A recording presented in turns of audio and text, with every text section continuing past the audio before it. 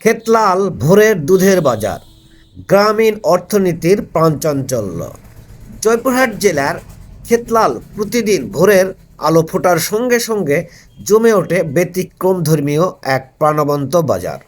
ভোরের দুধের বাজার স্থানীয় কৃষক ও খামারিদের উৎপাদিত তাজা দুধকে কেন্দ্র করে গড়ে ওঠা এই বাজার শুধু কেনাবেচার স্থান নয়, বরং গ্রামীণ অর্থনীতির গুরুত্বপূর্ণ অংশ হিসেবে ভূমিকা পালন করে আসছে।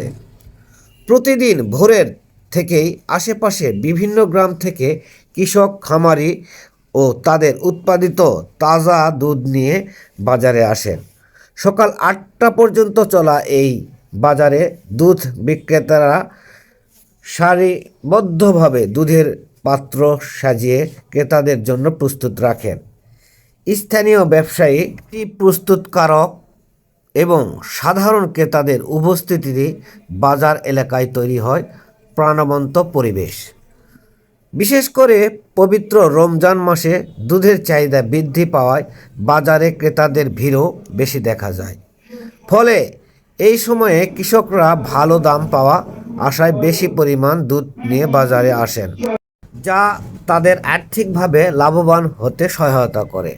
এই ভোরের দুধের বাজার স্থানীয় মানুষের কর্মসংস্থান সৃষ্টির, গ্রামীণ অর্থনীতি গতিশীল বৃদ্ধি এবং কৃষকদের উৎপাদিত পণ্যের ন্যায্য মূল্য নিশ্চিত করতে গুরুত্বপূর্ণ ভূমিকা রাখছে।